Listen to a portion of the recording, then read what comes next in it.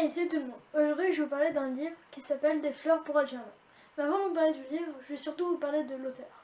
Donc, Daniel Keyes, né le 9 août 1927 dans le quartier de Brooklyn à New York.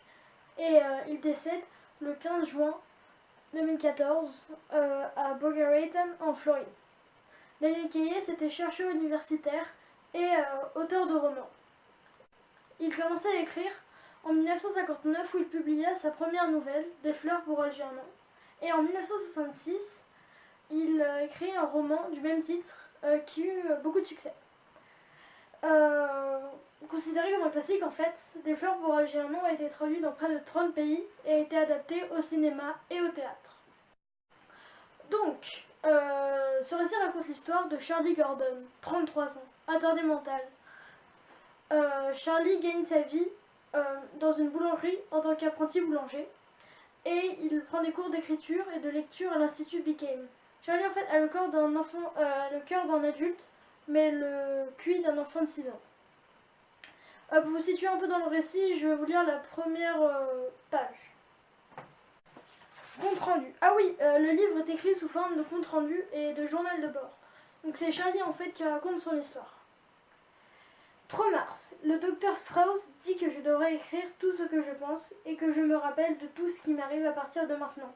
Je sais pas pourquoi, mais il dit que c'est important, pour qu'ils voient s'ils peuvent m'utiliser. J'espère qu'ils ne m'utiliseront pas parce que Miss Kinyan dit qu'ils peuvent peut-être me rendre intelligent. Je m'appelle Charlie Gordon et je travaille à la boulangerie d'honneur. Charlie, un jour, subit une opération qui va bouleverser sa vie. Le but de cette opération est de multiplier son quotient intellectuel par 3. Cette opération avait préalablement marché avec une souris nommée Algernon. Tout au long du récit, en fait, on suit l'évolution d'Algernon et de Charlie en parallèle. Comme je disais, en fait, il devient très intelligent, voire un génie. Et du coup, pour vous montrer ça, je vais vous lire un extrait d'après l'opération. 29 juin. Avant de retourner au labo, je vais terminer les recherches que j'ai entreprises depuis ma fuite du congrès. J'ai téléphoné à l'ANSOF, au New Institute for Advanced Study, au sujet de l'utilisation des paires d'ions produites par effet photonucléaire pour des recherches exploratoires en biophysique.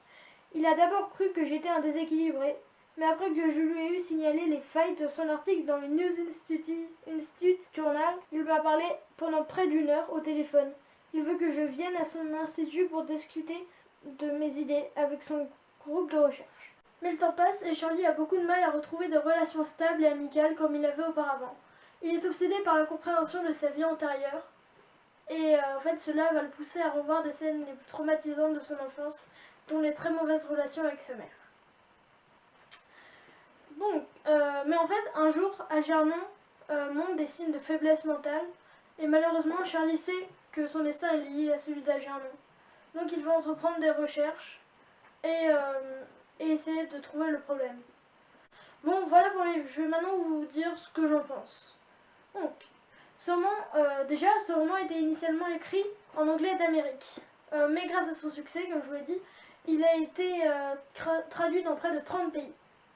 Le langage, en fait, est assez spécial, car, comme je vous l'ai dit, au début du livre, il parle avec un langage très courant, et à la fin du livre, avec un langage très soutenu, avec un vocabulaire riche et des termes scientifiques.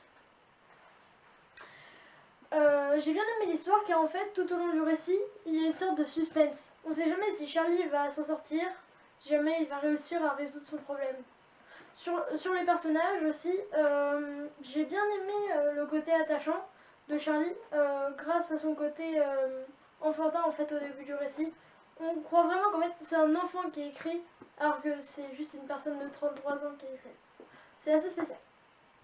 J'ai aussi fait la comparaison de Charlie à Bruce Banner, alias Hulk, car en fait, les deux ont un problème et les deux essayent de le résoudre d'un côté scientifique.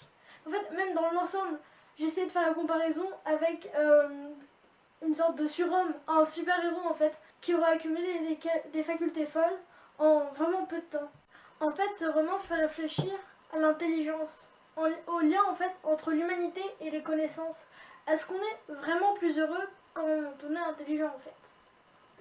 Voilà, c'est la fin de cette vidéo. J'espère que tu as aimé la vidéo et sur ce, je te dis à plus.